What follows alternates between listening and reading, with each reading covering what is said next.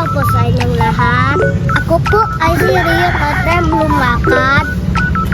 Nagmula sa ikatlong paita.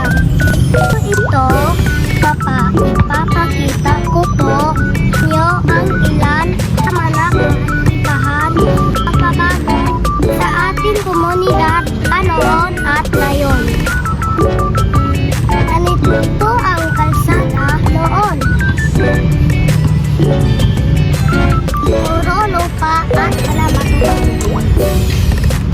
Ganito naman ang kalsada ngayon. Patawak at simentado na. Ito po ang tulay noon. Sa kahoy lamang. Ito naman ang tulay ngayon.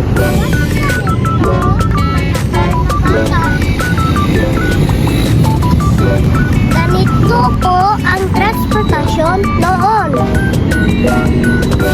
Sana may kabayo. Ito naman ang transportasyon ngayon. Taxi.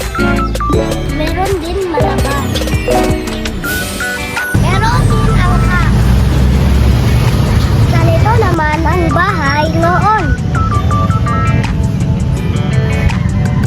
Gawa sa kahoy at hamakan. Ito naman ang galabahan ngayon. Gawa sa semento at yero. Malalaro naman.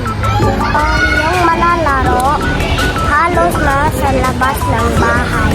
Kampeso, tago-taguan, parentero, at maraming pa iba.